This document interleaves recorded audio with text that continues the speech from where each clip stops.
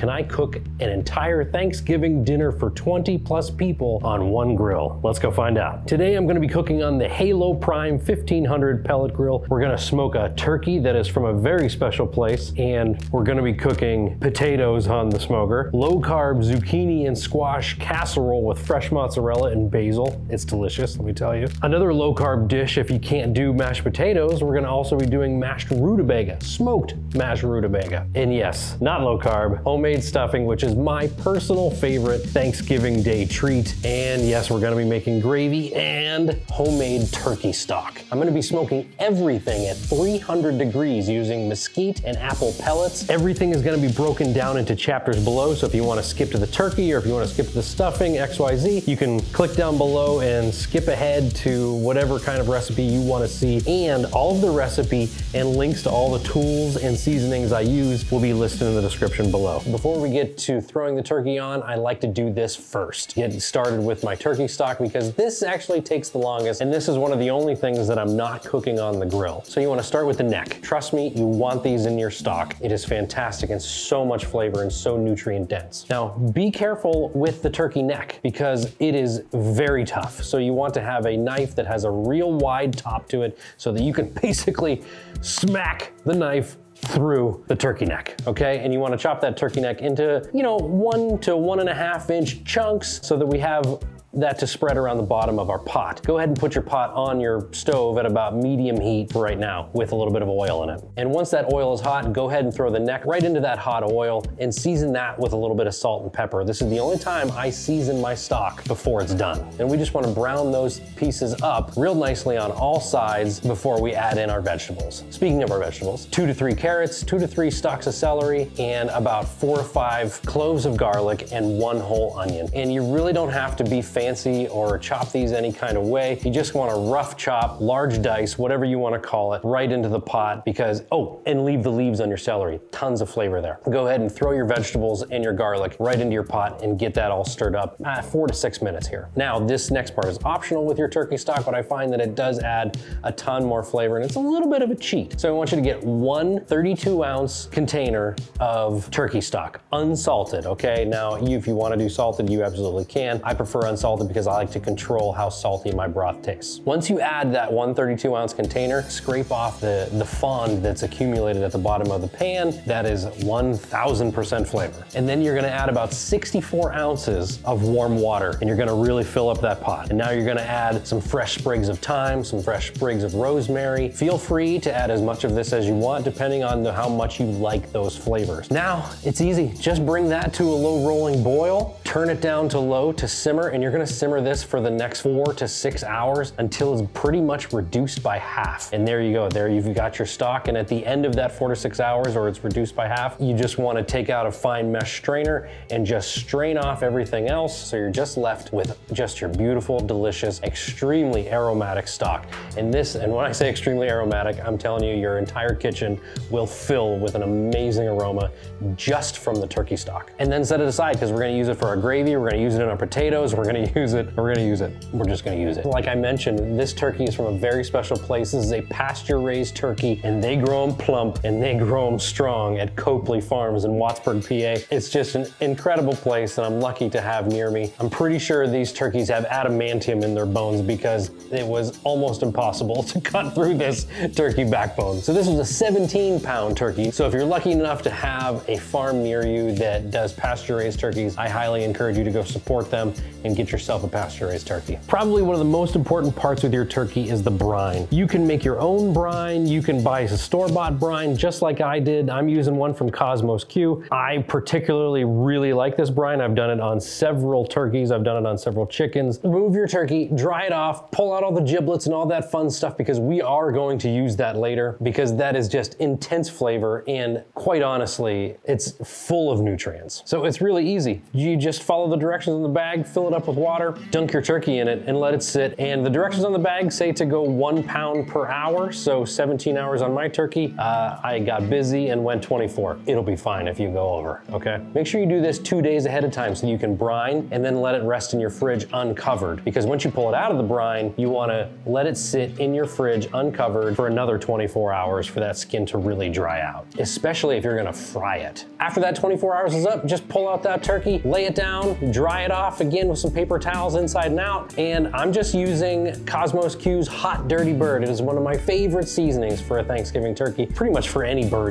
for that matter. It's a little bit of spice, the flavors are incredible, and it impacts the meat very well. It does a really nice job. So just season it with the Hot Dirty Bird or with whatever flavor you want to season your bird with, all over the place. Don't be afraid. This is a giant turkey and there's a lot of meat here. Be sure to carefully lift up the skin over the breast. This is where another set of hands comes in handy. You hold up the turkey, hold up the skin, and let someone else season the breast very well with the Hot Dirty Bird or your favorite seasoning so that you get seasoning all over the meat that way. So now the reason I'm smoking everything at 300 degrees is because I want the turkey to be done in a certain time frame, and I want the potatoes and every single thing that I'm cooking to be done. So it's just a matter of timing and putting things on the grill at certain moments to get done within probably a 3 to 4 hour window is what I'm aiming for. The turkey only took about 2.5 hours. So if you have a 17-pound bird and you're spatchcocking it, it is going to cook much faster than you expect. So keep that in mind if you're going to be spatchcocking your turkey. It will cook faster. You just really want to make sure that you pull your turkey off when the internal part of the breast reaches about 160 degrees Fahrenheit, because you want to let this bird rest for about 45 minutes just to let all those juices soak back into the meat. Now your turkey's on, let's go ahead and get started with the potatoes. Wash and dry whole potatoes. We're not going to peel them. You're just going to stab them with a fork,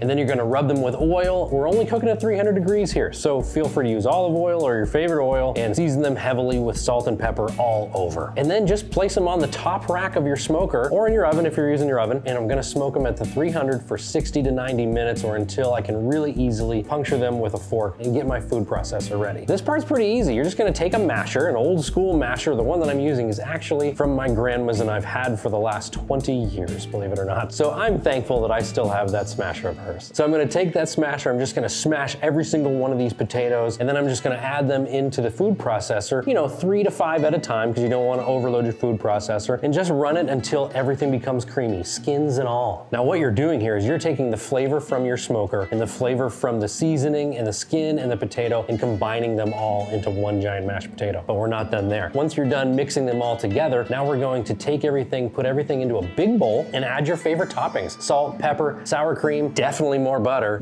definitely butter. Feel free to go ahead and have the butter melted ahead of time. Heavy cream, bacon, cheddar, you see where I'm going here, and get all of that incorporated, and a little bit of turkey stock. Now incorporate all that together and then put it into one of these big tins that I'm using, or your own dish, and then put that back on the smoker for another 30 to 45 minutes to smoke your deluxe mashed potatoes. These are deluxe potatoes. Now I've got 2 dishes for the low carb peeps out there. If you can't do regular potatoes because you're doing a low carb situation, you can try mashed rutabaga, which is one of my personal favorite substitutions, especially when you do it right. Mashed rutabaga ends up being a little bit sweeter, so just know that going into it ahead of time, but they're delicious and they will satisfy that craving for mashed potatoes if you really want it, or it's Thanksgiving, just go ahead and cheat. Slice off each end and then just peel them, real easy. And then you're just gonna use a really nice knife like this Messermeister knife and just chop right through and cut them into small little chunks, so 1 to 2 inch chunks for your rutabaga. And then all we're gonna do is throw them into a tin, put a little bit of that turkey stock in there. Yep, there's more of that turkey stock. Season them with salt and pepper, and then just throw them on your smoker for another 90 minutes. And this will take that full 90 minutes for these to really become soft. It's a really dense vegetable with a lot of grain in it. So it will take that time. And when they're done, go ahead and bring them back into your kitchen. You use your food processor. I used an immersion blender here, which was a little bit more difficult. I should have just used the food processor, to be honest, but same process as our potatoes. Go ahead and add your heavy cream, your butter, your salt, your pepper, any other fixings you want to add to them, and there you go. You've got your mashed rutabaga. Throw them into a tin, just like our mashed potatoes. Throw them back on the smoker. Yeah, you see where I'm going here. Everything is just going on the smoker, and it's wonderful. And you're gonna smoke those rutabaga for another 30 minutes or so, because they're pretty much done. We just want to get that smoke back back into them. And now for a very cheesy, very fresh tasting basil, zucchini, and squash casserole. You want about 5 zucchinis and you want about 5 summer squashes. And I actually messed up here. You should cut these into planks, not circles like I'm doing here. Don't be a dummy like me and cut them into circles, because it'll be much easier to do the following parts of the recipe if you cut them into planks. So cut them into planks, throw them into a bowl or some sort of container so that you can add some oil and salt and pepper, and then you're gonna dice about 4 to 6 cloves of garlic and throw that in there too and get that all mixed up. Now, just take that and throw them on your grill. You can throw them right on your smoker, and if I wasn't a dummy, I could have thrown them on mine, but since I cut them into circles, they would have just fallen through the grill grates,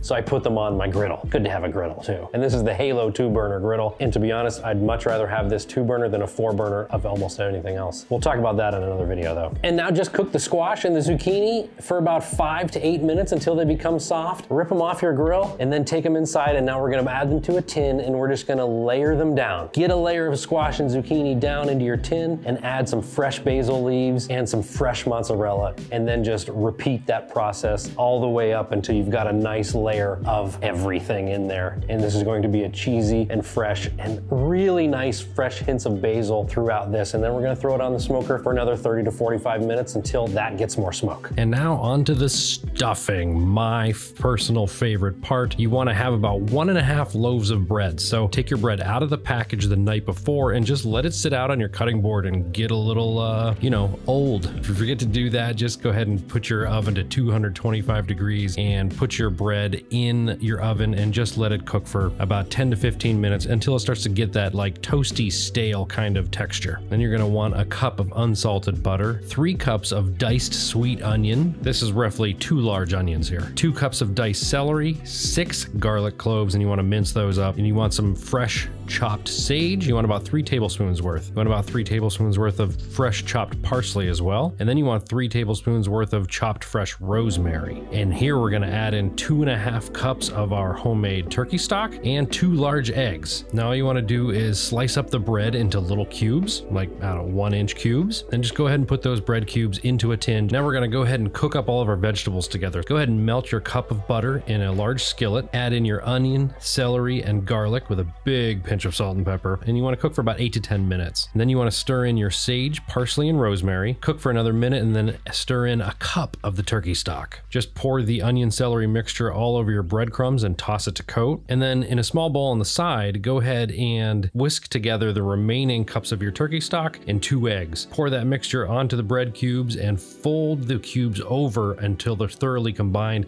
And now just throw it on your smoker for 45 to 50 minutes until that internal temperature registers around 160 degrees. And then once everything's done, man, you've got yourself a great Thanksgiving dinner that's going to satisfy the needs of many, the low carb, the turkey people. This turkey came out with such a crispy skin and the white meat was so juicy. And I'm gonna be totally honest with you here. I actually cooked this so far in advance that it sat for about 1.5 hours to almost 2 hours before we dug into it. So I actually had to warm it back up on the grill just to slightly warm it up before slicing. The dark meat, which is my personal favorite, was so velvety and rich, and that hot Dirty Bird seasoning added such a nice spicy flavor to it. And I'm not talking super spicy, I'm just talking just enough so you can taste it and it adds a little zing to your turkey. Everybody wants a little zing to the turk, right? And I didn't even inject this one with anything. You can totally go through the process of injecting your turkey with butter or any kind of other vinegar solutions or apple cider vinegar and all sorts of different things. There are so many different ways to cook a turkey, but this is actually my first time spatchcocking a turkey. And if I would have known that Copley Farms did the spatchcocking for you, I actually would have had them do it because